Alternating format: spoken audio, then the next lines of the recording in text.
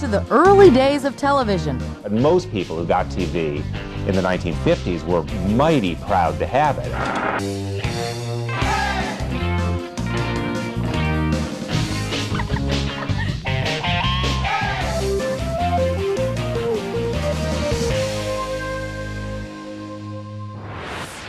Welcome to Hey Remember. I'm Rachel Bosing. Think back. It's hard to imagine life before television. That amazing box in the corner of the living room has become an important window on the world for news, sports, movies, you name it. Over the years, the programming has evolved and the TV set itself has changed. Glad you tuned in because we're about to show you how.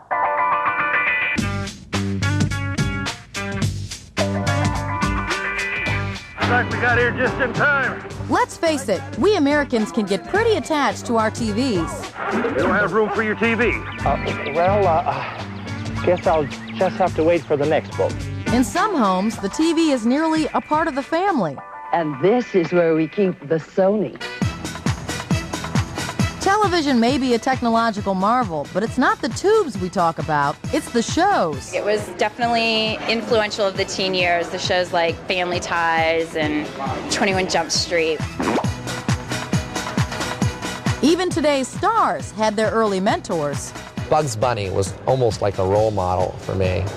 You know, he was so irreverent, and I really liked that. From comedy to action shows, we all had our favorites. Mission Impossible on Sunday nights. Dukes of Hazzard and Starsky and Hutch. Oh, yeah, I watched Starsky and Hutch. I like that one. The A-Team? A-Team was great. I Pity the Fool. What's that man's name? With all the jewelry.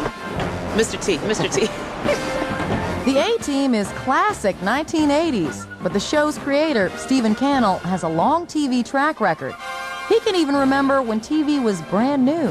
And I couldn't believe that what I was seeing. I couldn't believe that I was looking at something that was coming over the air like radio, but that I was actually seeing the picture.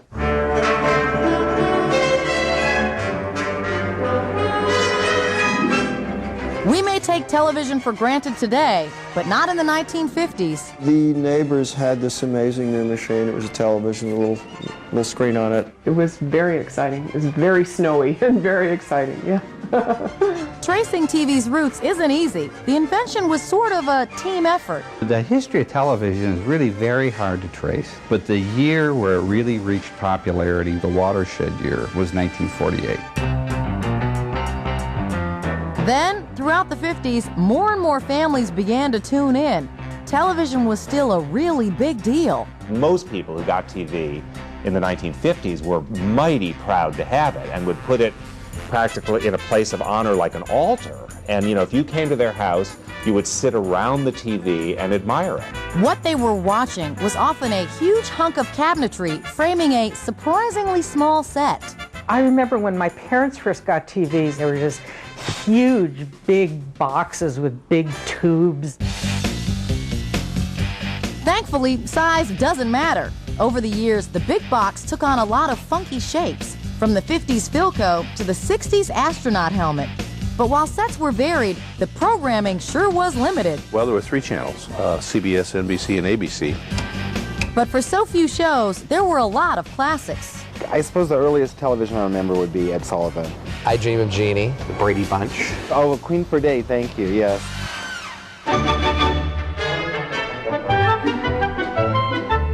TV took you beyond your own front door to visit families like the Cleavers, the Nelsons, and the Ricardos. But unlike today, you couldn't stay in that world 24/7. It was just really depressing because at 10 o'clock there wasn't anything else on.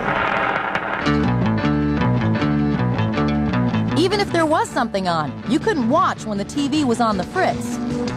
You took your television in, and it was very similar to going to a doctor. It's bound to be a tube, and the tube was like $100. As technology marched forward, temperamental tubes became a thing of the past. And with better, less expensive sets, we wanted more than one. Portables proliferated. The Motorola Cadet fits anywhere. In the kitchen, in the bedroom, even fits a bookshelf. The future of television was bright, and eventually in living color. Color comes alive in Color 65.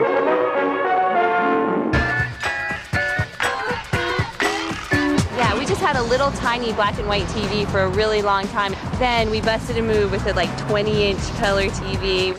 But those early color sets could be a bit confusing at first. Started out being kind of greenish blue because we couldn't get the color right.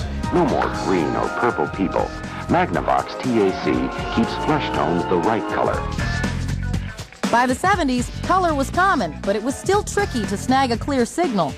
We had a huge antenna that was probably 50 feet tall on the top of our house. Foil. Rabbit ears and foil. Reception cleared up with cable TV, but flipping between all those channels demanded a new gadget, the remote. By the 80s, we had all mastered this handy device, and now there's no turning back. TV's been a part of American leisure time for 2 generations, and whether you call it the boob tube or a window on the world, the show ain't over yet. It's hard to believe now, but in 1948, there were only about 2 dozen TV styles. They ranged from a 3-inch for $100 to a 20-inch TV for $2,500. That's about $28,000 today. But remember, a 20-inch TV was considered a big screen back then. No doubt your kids would find it shocking that once upon a time you actually had to stand up and walk to the TV set to change the channel. Well, you might be shocked at just how early the remote was on the drawing board, crude as those early ones were.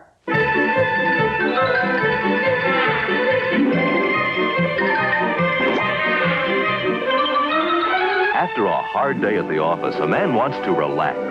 That's why Zenith Space Command is... The Space Command by Zenith was the first practical wireless remote for the TV. When this clicker came out in 1956, it was almost considered magical.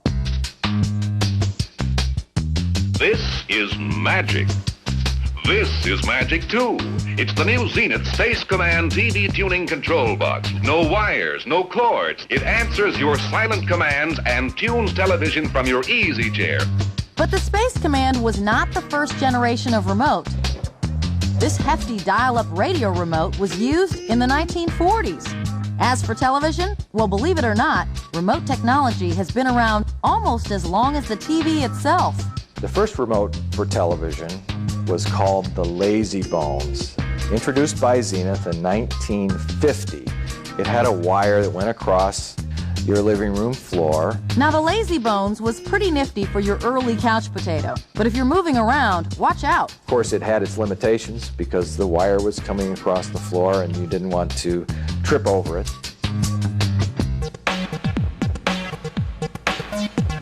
By 1955, Zenith came up with a breakthrough wireless device with a sci-fi sounding name, the Flashmatic. It's shaped like a ray gun, which was appropriate for the mid-1950s. It allows you to change the channel by shooting this beam of light to a photocell at the top of the set. The trouble is, a ray of sun through the window could mimic the remote. If it hit the set just right, it might actually turn on the set, change the channels. So, just a year later, in 1956, the Flashmatic was replaced by... Space Command tuning. There's nothing between you and the set but space. This new ultrasonic technology had an added bonus. It could mute the sound. It turns off the sound while the picture remains on the screen, even from the next room. Zenith's founder, Eugene McDonald, was concerned about these annoying commercials and wanted to have the ability to mute the sound. Sound familiar? But back then, there was a price for zapping those ads. The remote added $100 to the price of a set. The infrared remote is free today, but we still haven't ended the age-old family power struggle over who handles the clicker. It seems that 50 years of remote history has made control freaks of us all. Thanks for joining us. And don't forget to use that clicker to tune us in again next time for another blast from the past right here on Hey Remember.